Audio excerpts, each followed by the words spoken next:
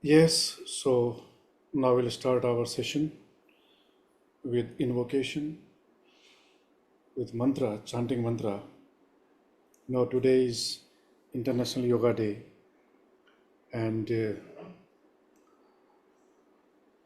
on this day we celebrate the yoga as the science of healthy body, enlightened mind, and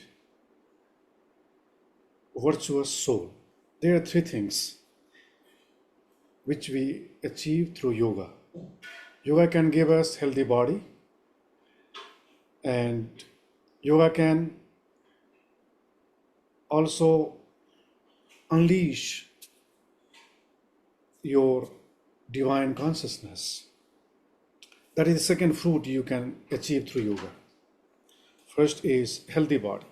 And healthy body consists of healthy diet and the exercise and the other essential parts like diet, exercise, and relaxation.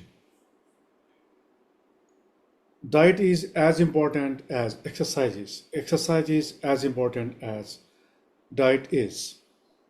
And the relaxation, which people think that is not so important.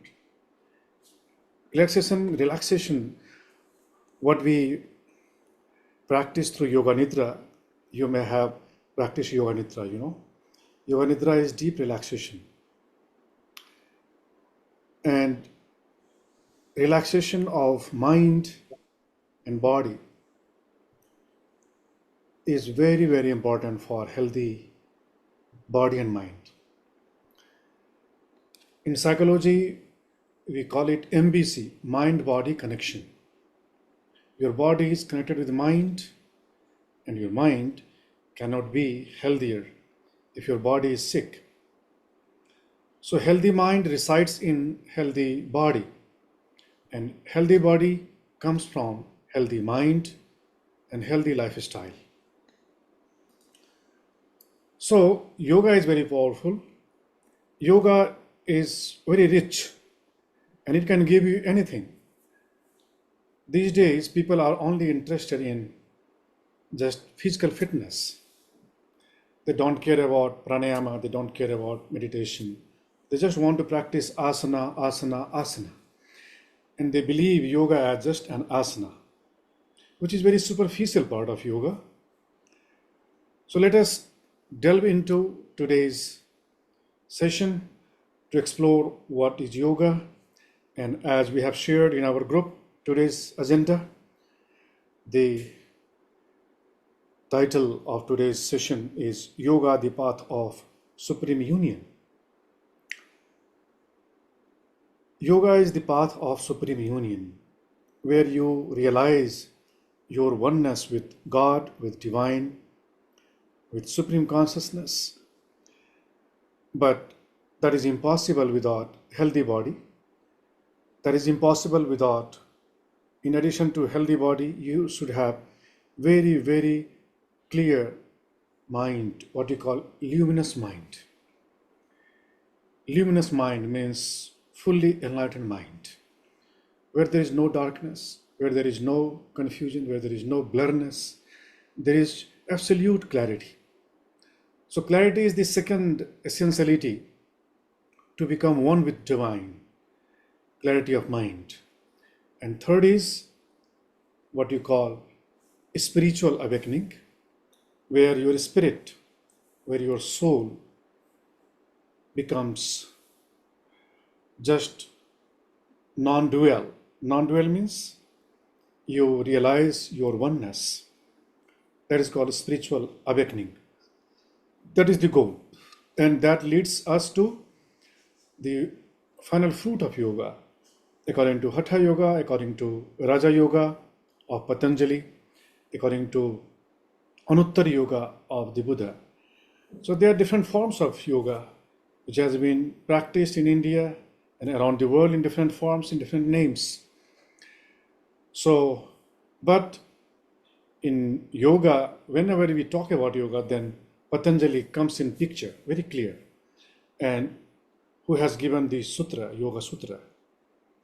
You know, yoga is one of 6 philosophies, ancient philosophies of India. And when we give name of the founder of these 6 philosophies, then the founder of yoga, as a founder of yoga comes Patanjali, right? As such, Shiva is also believed the first yogi, Adi Yogi. Vishnu also, Brahma also. These are believed by their followers that they are first yogis. But nobody knows who came first in this existence. But it is true that the truth is eternal. Truth is forever. Whether we appear or not, truth remains always in force, in effects. This we call eternal truth, universal truth. So,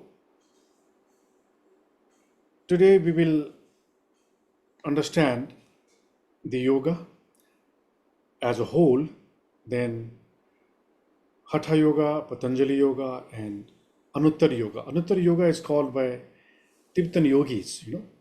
In Tibet also they practice yoga and they call it Anuttara Yoga, which was founded by Buddha. And Ashtanga Yoga was founded by Patanjali. Hatha Yoga was founded by Shiva himself. So these are the 3 major yogas, right? So now let us begin with mantra chanting, which are the salutation mantras to all the yogis, our masters, our gurus. So you just try to speak the same words as I speak after me, and understanding the meaning, you know. As Patanjali has also advised, Tad japas tadartha bhavanam. This is sutra, Patanjali Yoga Sutra. Tad japas tadartha bhavanam means we should chant by visualizing the meaning of every word. Tat japah tadarth bhavanam. This is the meaning. This is Sanskrit, but whatever you can understand, well. So bring your both palms together in Namaste Mudra, in this mudra, keeping a spine straight, head in upright. And take few deep breathings.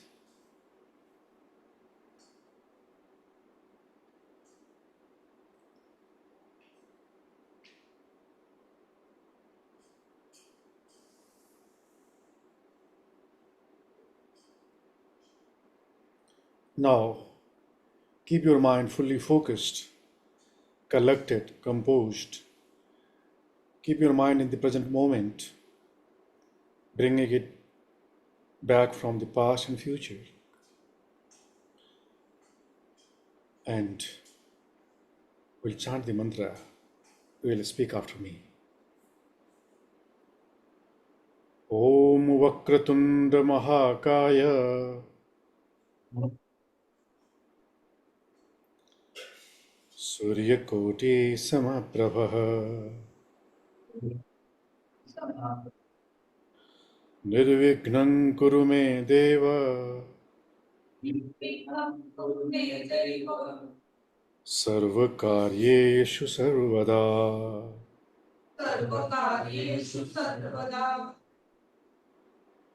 Gurur Brahma Gurur Vishnu Gurur Devo Maheshwara Gurur Sakshat Param Brahma Tasmai Shri Gurave Namaha.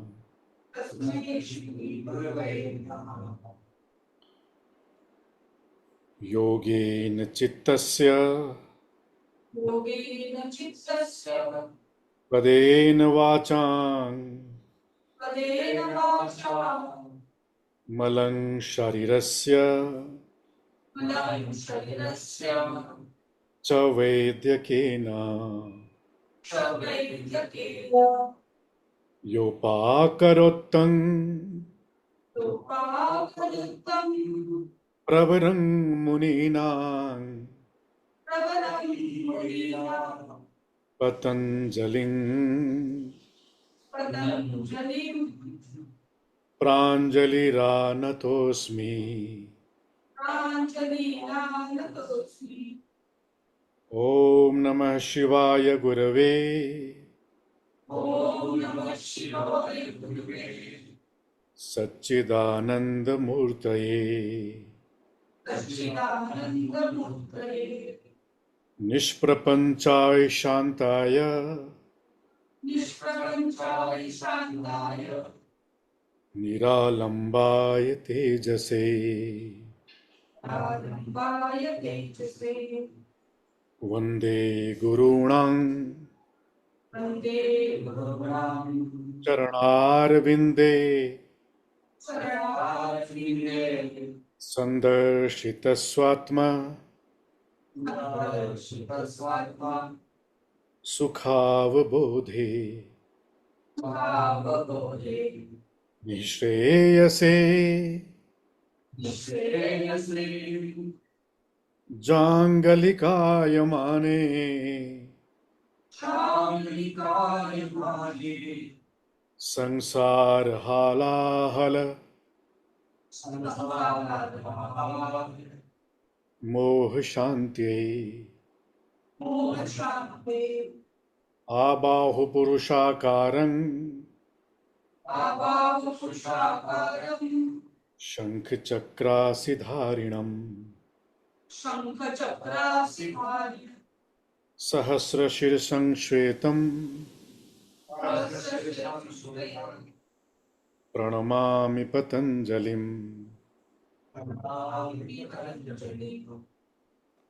Shantakarang Bhujagasayanam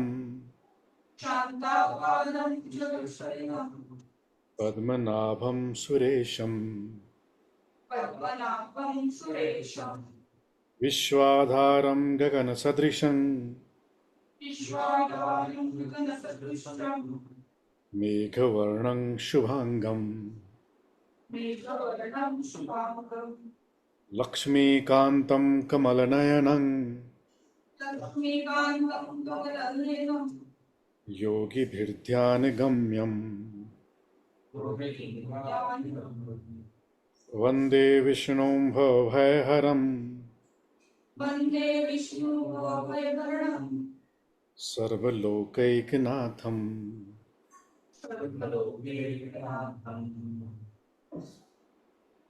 Namo Tassa Bhagavato Arahato Samma Sambuddhassa Namo Tassa Bhagavato Arahato Samma Sambuddhassa Namo Tassa Bhagavato Arahato Samma Sambuddhassa.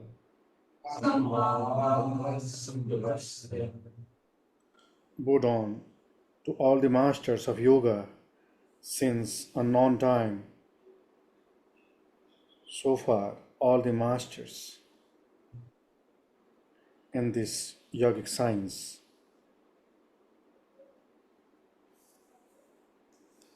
Yes.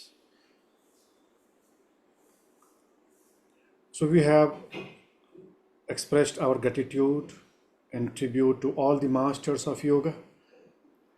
In Yoga Humanities, we study about the history of yoga. And there we study that yoga has been practiced since beginningless time. There is no time when yoga was discovered and who started first. But according to some books, we believe that Shiva discovered yoga, Hatha Yoga, and Vishnu discovered Kriya Yoga, and Brahma, Raja Yoga. according to Hindu philosophy, and according to Buddhism, yoga is path to enlightenment, path to Nirvāṇa. That is called Ashtanga Marg by Buddha, and by Patanjali this is called Ashtanga Yoga. And by Hatha Yoga, this is called that when we practice Hatha, we reach Raja Yoga. Raja Yoga is the goal where we reach and we say that, yes, this is the goal where we have reached. And what is the goal is liberation. In Hatha Yoga Pradipika also you study 4 chapters. There in the first chapter you study about sadhana. We begin with salutations to Adi Yogi, Adinath is Shiva. And then we salute all the 9 yogis, 9 nathas. In Nath tradition, there are 9 Nath yogis and 84 siddhas in Hatha Yoga, which begin from Shiva. And where in Hatha Yoga you practice different types of Hatha Yogic kriyas, Hatha Yogic practices like asana, pranayama, bandha, mudra, kriya, and other practices.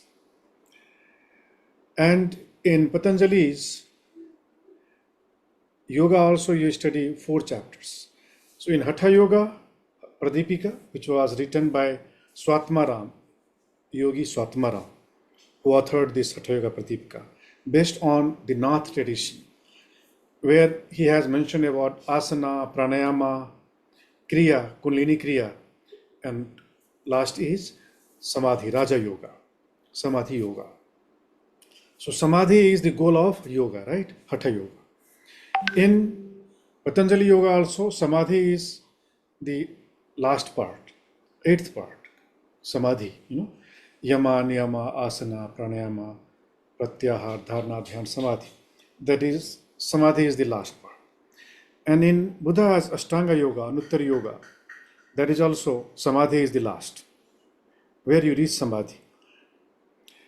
And how you reach, that depends on your temperament, on your nature, on your strength also.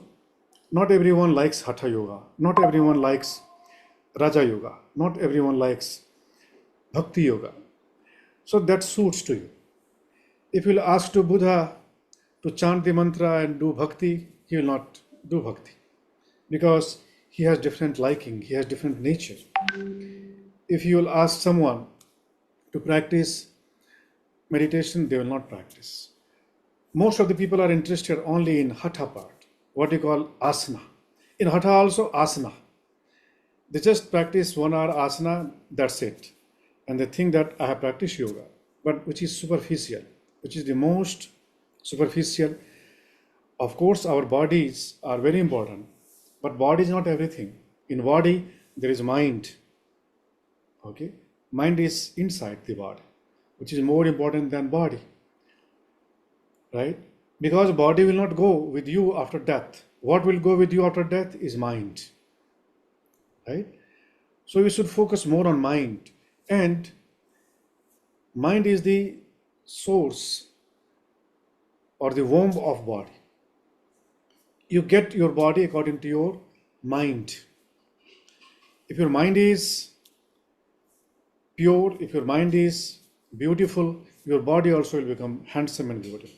If your mind is ugly, your body also will become ugly. So the body is the book of your inner consciousness. But you cannot change body in this lifetime. You cannot change the structure, you cannot change the height, width, you cannot change these things, structure completely. Of course, you can change the body weight, you can change the body appearances to an extent, but not completely in this life. But you can completely change in the next life. Whether you will become male or female, that depends on your mind in this lifetime. And male becomes female in the next life, and female becomes male in the next life. And not only human being, But a human being becomes animal, animal becomes human being in the next life. And that depends on our mind. So mind is more important than body.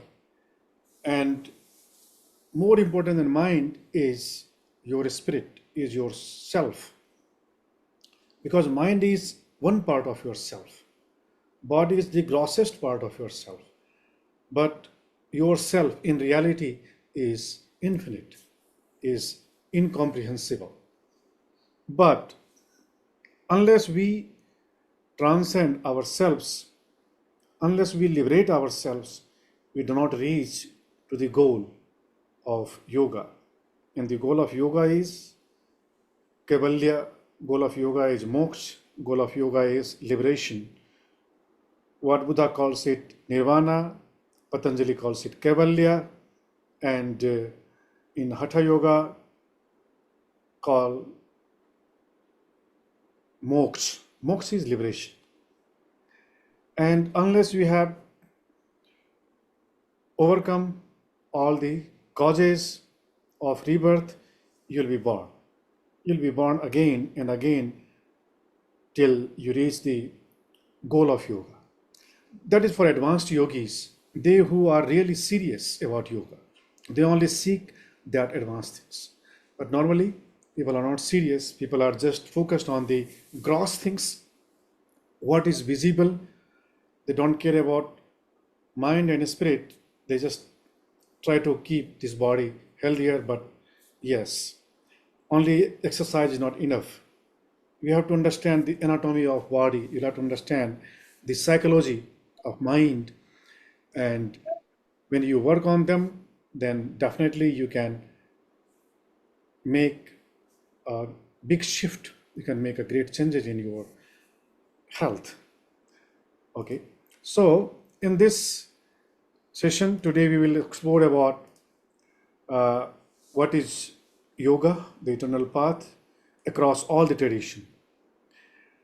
And the liberation, the moksha, nirvana is the common goal of all types of yoga.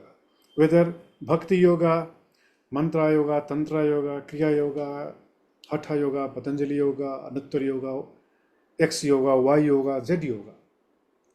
There are different styles of yoga. And you can also form a new style of yoga. You can also, if you are capable, you can give your own style.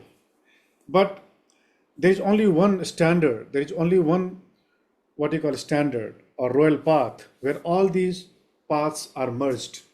It's like a small rivers merge into main river. Similarly, the main path which goes to nirvana that is called truth. That is called the path of truth, satya. Satyena pantha vitato devyanah.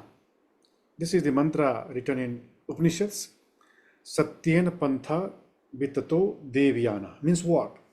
Satya, truth, is called devyan.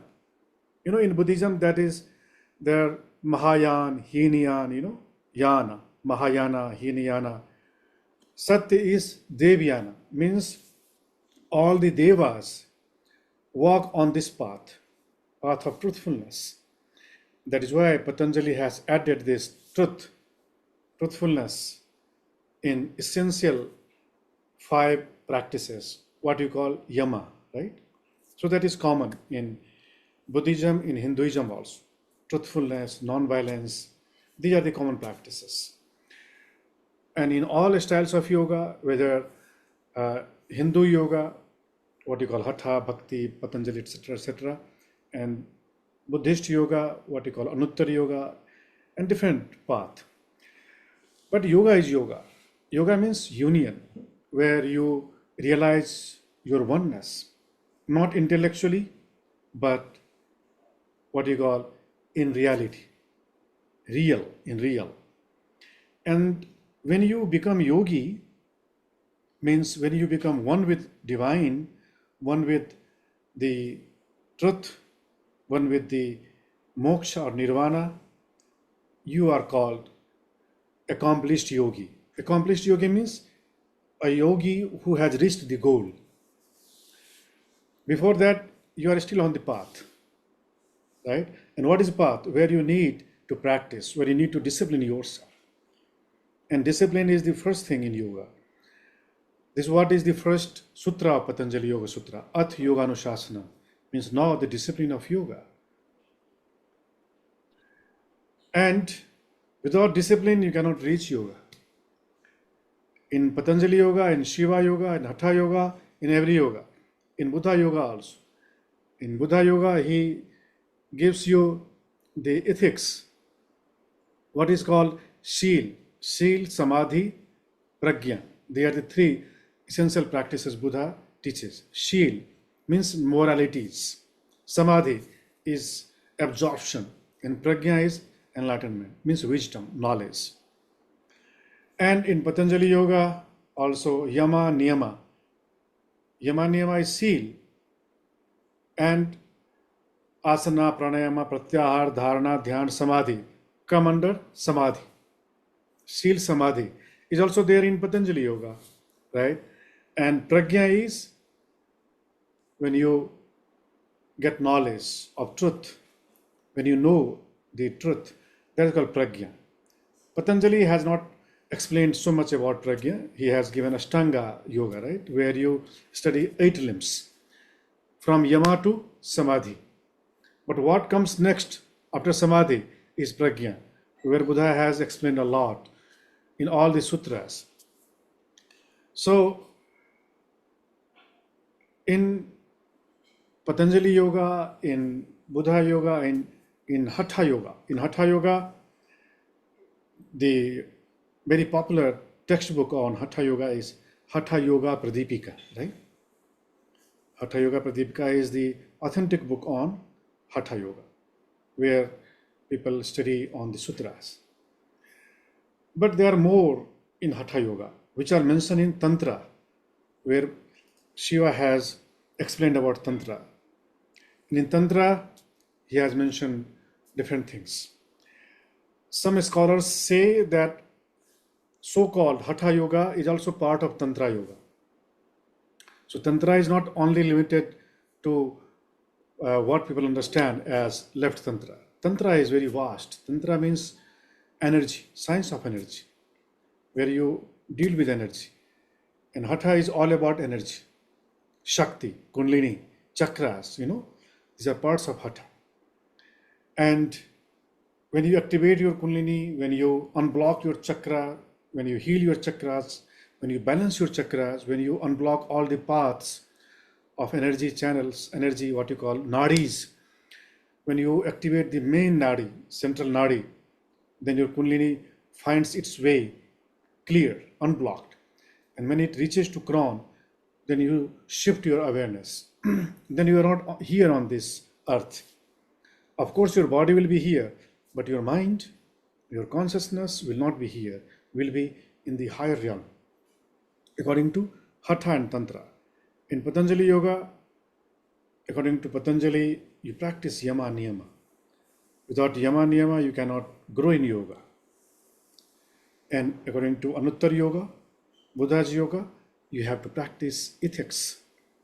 Ethics, where 5 ethics are for household people, then there are 3 additional for more advanced, then 2 additional for the monks.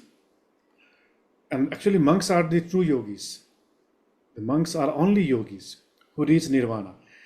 Otherwise, without becoming the complete full-time yogi, you cannot reach there. You cannot be part-time yogi. You have to have full-time yogi. So, in Patanjali Yoga, you practice 8 limbs. In Hatha Yoga, you practice what you call activation of left and right channel. And when your right and left channel are active and balanced, then you activate 3rd channel. It's called Sushumna. And then you reach in Samadhi and you are done in Hatha. In Patanjali, you practice 8 limbs from Yama Niyama to Samadhi. And when you reach Samadhi, then your Chitta Vritti is the activities of mind are completely still. stillness of mind is yoga according to Patanjali. Chitta vritti nirodh. Yogas chitta vritti nirodh is the yoga of Patanjali. And according to Buddha, you have to practice mindfulness. He begins with mindfulness. Satipaṭṭhāna. Satipaṭṭhāna. And there are 4 Satipatthāna. 4 mindfulness. Mindfulness of body, mindfulness of feelings, mindfulness of mind, and mindfulness of the truth or the phenomena. It's called Kaya Anupassana, Vedana Anupassana, Chitta Anupassana, and Dhamma Anupassana. So by practicing mindfulness, you reach Nirvāṇa. And if you're not mindful, then that is impossible to reach there. Mindfulness means dhyana or meditation. In mindfulness, you are mindful of your everything. If your hands are moving, if your fingers are moving, you find some people sit and they move their legs. Have you seen? Some people are sitting and they are moving their fingers. They are unaware. They are moving like this. What is that? It means they are mindful. They are not mindful. They are mindless. So you know that everything affects how you sit, how you walk, how you speak, how you eat. Your eyes, everything tell about your mind.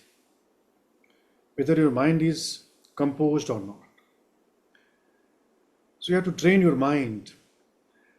And in your past lives, you have been animals, you have been beasts, you have been different beings. So those impressions are still stored in the mind. Therefore, we have to, have resilience. We have to bounce back. We have to just be complete, serious, very deep, not light. If you are not serious, you cannot reach there. You can reach nowhere. You can simply waste your time. And on this yoga day, where we normally practice yoga on International Yoga Day, you'll find in the park in India, people are practicing yoga. They are celebrating International Yoga Day. And for physical fitness, that's right, this is good to practice asanas. Even for enlightenment also, you must have fit body. If you have pain in your legs, you see, you need to stretch your leg, you need to move your legs. You cannot sit long, even for an hour, without moving your body. Why? Because there is so much pain in your legs. There is so much stiffness in your back, in your buttocks, in your thighs, in your knees. And if I'd say, hey, sit only for 30 minutes without moving your body, you can't. Why? Because you have so much pain in your body. You know what is pain? Pain is sheer sign of blockages. Pain is sheer sign of stiffness. And you remove the stiffness by stretching, pulling. You pull it. You twist it. You bend it. So these are the different practices, what you do through different postures. All the asanas have the same goal. You have to stretch. You have to bend. Whether forward or backward, whether side bendings, you stretch the muscles, right? Muscles. Then you stretch the muscles, and if you keep muscles in a stretched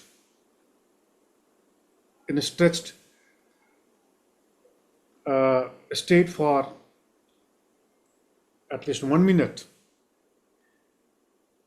then during 1 minute, you are changing a lot in the muscles. But you cannot stay even for 1 minute in a posture. If I'll say, hey, stay in camel posture for 1 minute, just after some second, your body starts paining. Why? Because of stiffness. Ask you, hey, sit in headstand for 1 minute.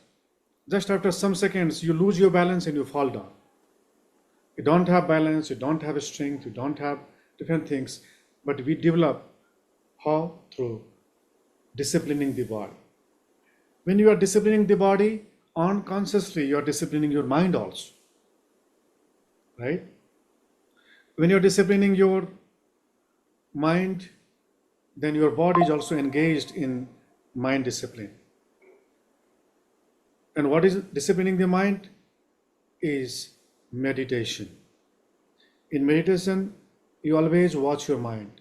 In meditation, you keep your mind always focused. In meditation, your mind jumps from the topic, from the subject, not one time. In 1 minute, your mind will jump at least 10 times. But in frivolous mind, in restless mind, in indisciplined mind, you will find in 1 minute mind wanders at least 50 times. Mind is in such a state, indisciplined state, where your mind cannot focus on one object even for 10 seconds. If you can focus on one object for 10 seconds, means you have good discipline of mind.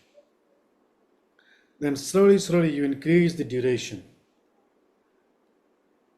Your old habit will compel your mind to remove, to leave the topic, to leave the object, to leave the theme.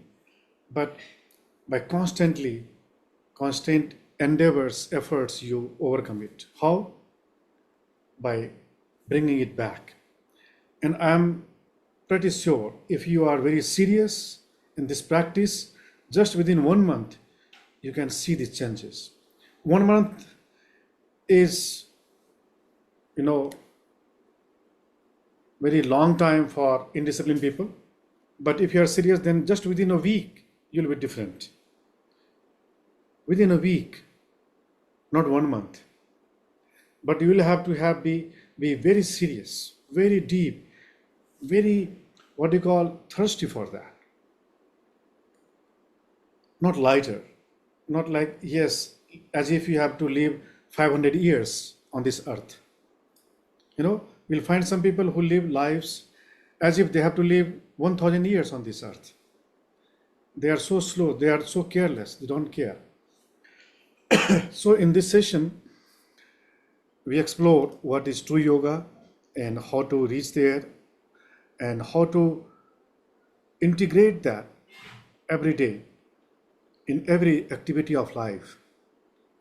Whatever you do with full awareness. We do with full composition. When you are eating, let your body also engage. Not only body, let your mind also engage. And how it happens? If you eat silently. If you are eating and you are talking, that means you are mindless. Of course, you can speak if you have something unavoidable.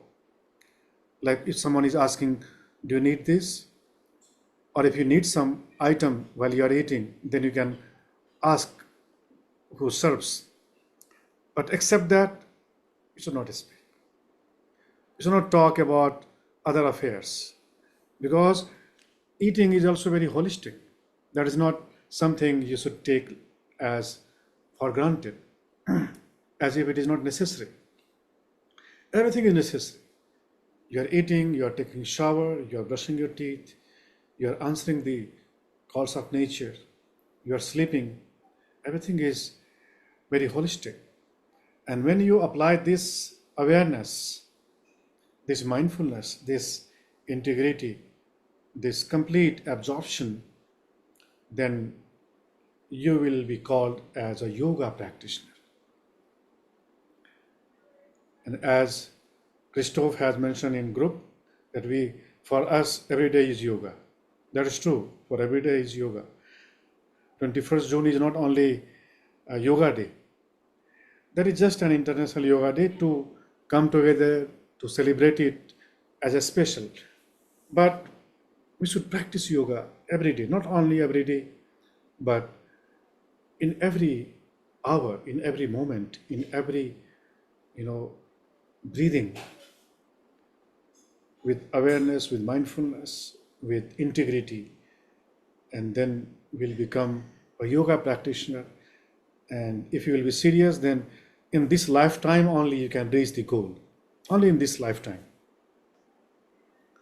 But if you're not serious, then maybe you'll take 10 lifetimes, or maybe 50, maybe 100, or maybe 500, maybe 1000 more lifetimes, maybe 50,000 lifetimes. Nobody knows. But that depends on your seriousness. But that depends on your, yes. Sometimes what happens, you are serious, but your body is not supporting, right? Your body doesn't support. Why? Because your body has become old. Therefore, we should begin in the early age when you have so much strength in your muscles, in your body. You can sit for 10 hours, 12 hours, continuous. You have so much strength. So intention is not enough. Seriousness only is not enough. Okay? Seriousness, but the strength also. Develop a strength. If you don't have a strength, if you begin the practice in old age, then this lifetime you lost this lifetime. Then just wait for the next life. Be reborn and begin since childhood. Okay? So there is great appreciation, great admiration for them who begin yoga practice, the complete yoga practice since childhood. For they may reach the goal just within some years if they are very deep and very, what you call, powerful, very, very powerful. Buddha calls it atapi sampajano. Atapi means very fiery, very burning desire, which is the driving factor. Okay, so that was it for today to share on this special day, which is called International Yoga Day. Today is 11th International Yoga Day. Okay, and let us make every day Yoga Day, and let us incorporate yogic philosophy, which is posture, proper posture. So be in proper posture.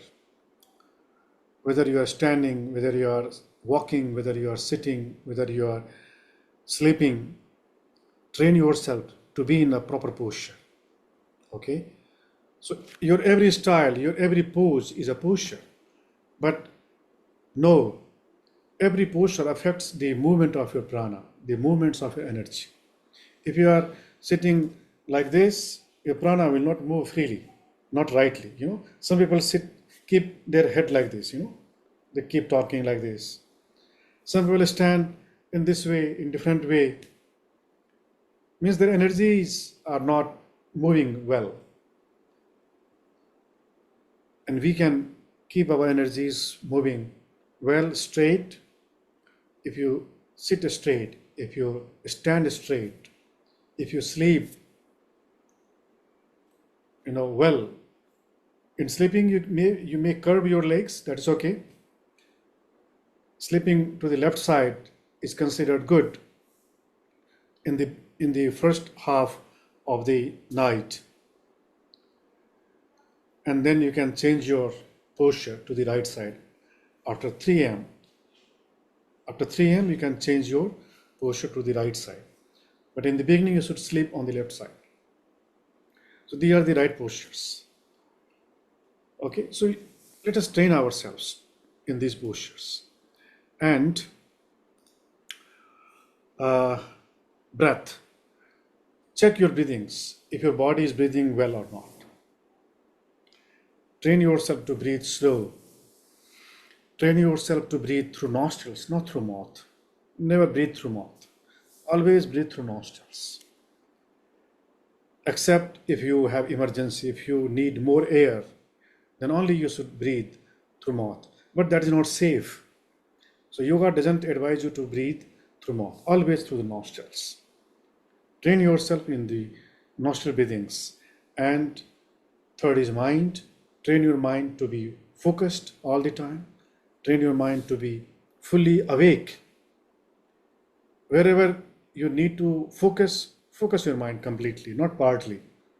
That is the third thing you have to train yourself. Okay? Posture, breath, and mind. These are the three things you have to incorporate in your daily and in every activity of life. Now we'll meditate for some minutes and then we'll have question answer if we have time. Then we'll finish the session. Okay? And in this guided meditation, you will try to maintain your posture. If your legs will pain, then only in that case you will move your legs. But again, you will resume your legs in the proper posture. Crossed legs. Spine straight.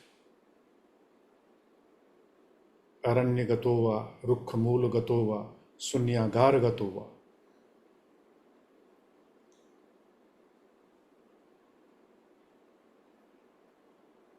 Nisidati palankang abhujitva. Nisidati palankang abhujitva means cross legs and body straight.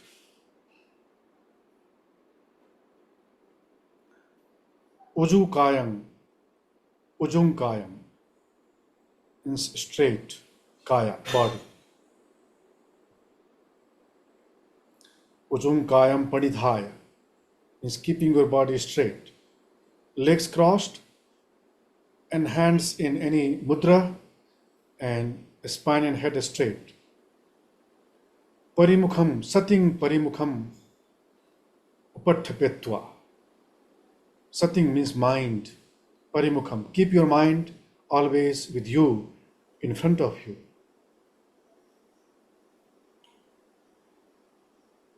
Upathapetva, keeping. Sating, mind. Parimukham, in front of you. Keep your mind always in front of you. Don't let your mind sleep. Don't let your mind jump or move from here. Three essential things.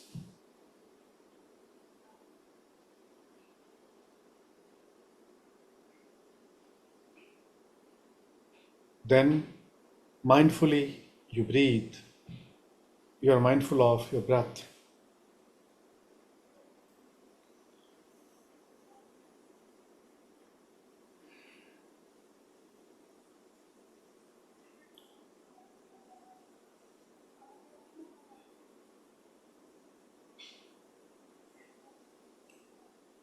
Train yourself now, your body to breathe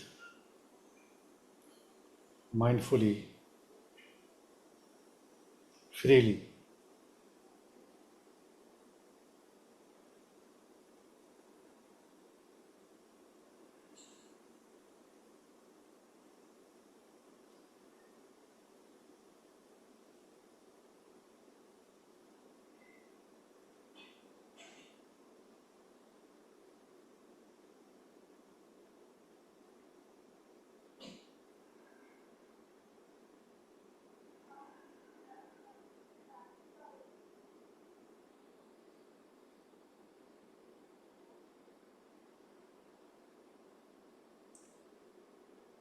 Keeping your mind fully present.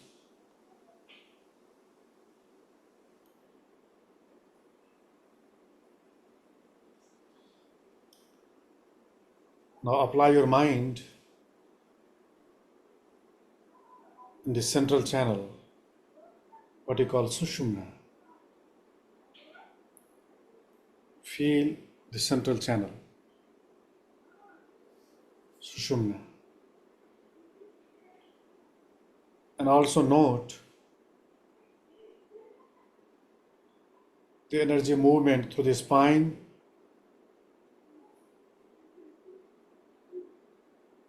crossing each chakra,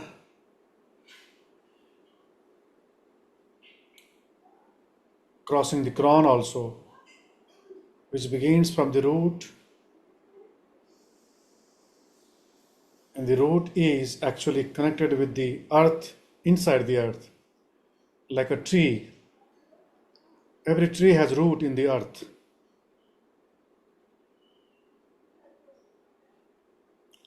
Your feet, when you are standing, when you are sitting on the floor, your buttocks, they are connected with the root, with the earth,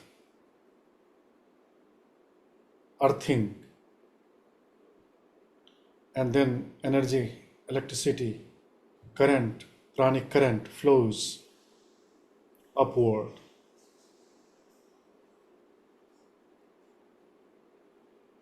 through the spine. It reaches to crown, crossing every chakra, crossing root chakra, sacral, solar plexus, heart, throat, third eye, and crown also. And it enters into the infinite space.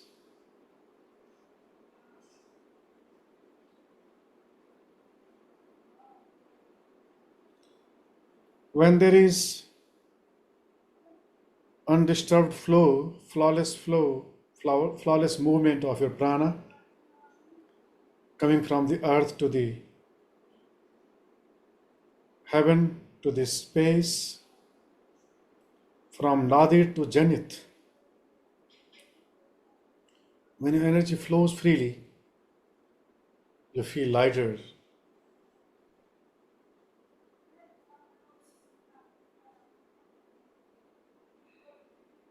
You feel immense joy.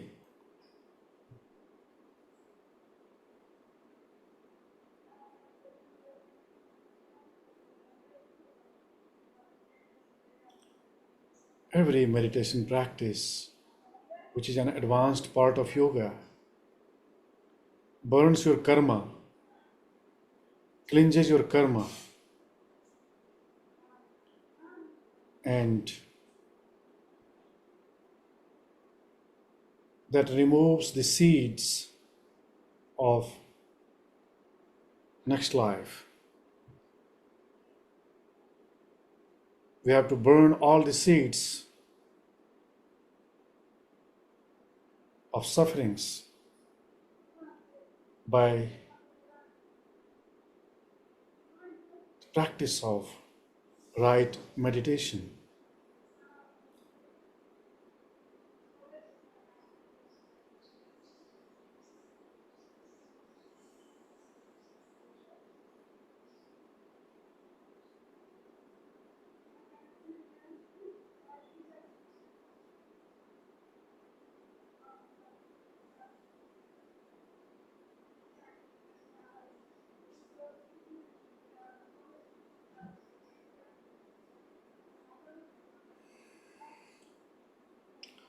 When your mind is still, your breath also becomes still like. Vice versa. If your breath is flowing, mind also flows. It doesn't mean that you suppress your breath. Your breath normally, naturally becomes so slow, it looks like stopped. So also mind and its activities. Chitta vritti.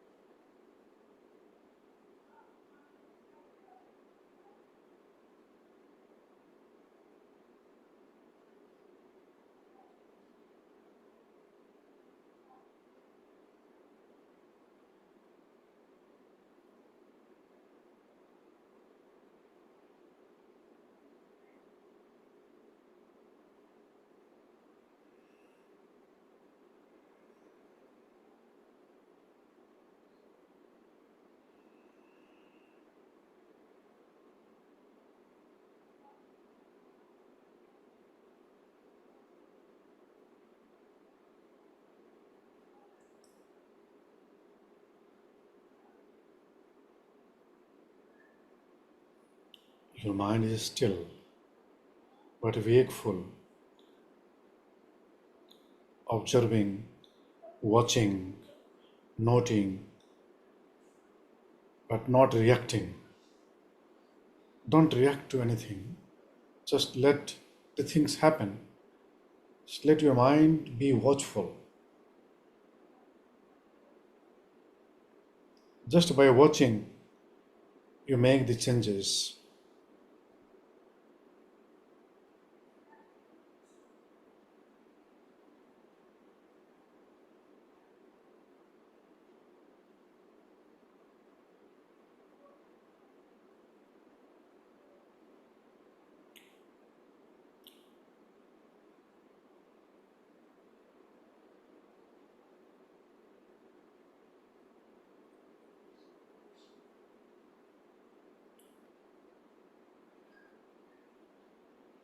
This kind of meditation, where you just observe as a witness,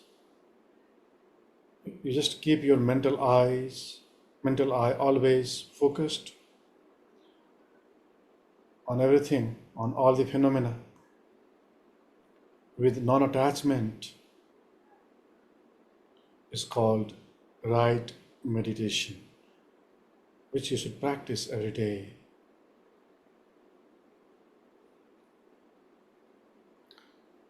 Meditation is advanced part of yoga.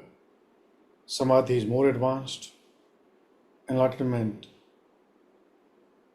is more advanced. Liberation is the goal, is the fruit.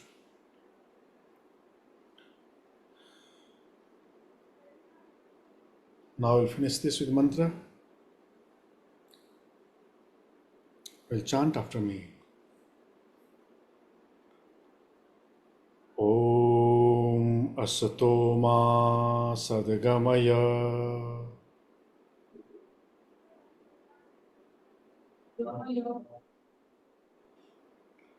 Tamso Ma Jyotirgamaya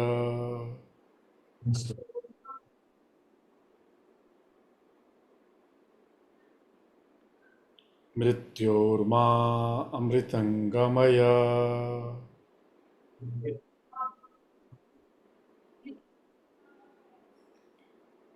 Sarve Bhavantu Sukhinaha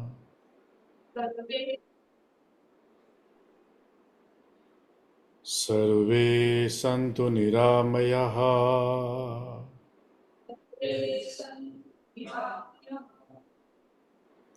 Sarve Bhadrani Pashyantu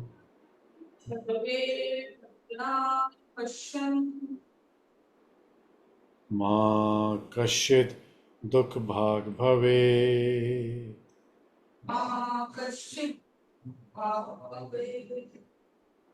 I will speak once Om Three Shanti. Om is the entire existence, Shanti is the peace to spread. Inhale. Om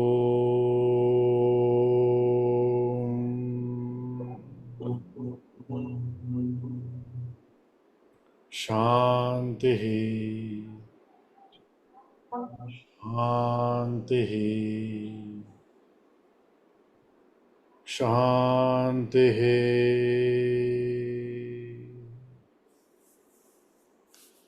Rub your palms. You need the heat. Place your both palms over your eyes, over your crown, throat, chest, belly, in middle back, lower back, buttocks, thighs, knees. Bring your palms together again, bow down to your direct master, living master, all the masters, and the yogic science, the yoga itself.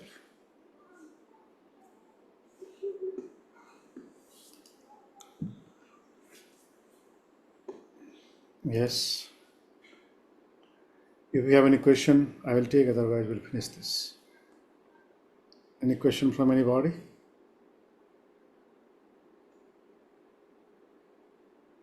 No question? Good. Okay. At the end, I wish you Very happy Yoga Day, and may you practice this every day. May you practice mindfulness, awareness, consciousness, discipline in every activity of your life. Namaste.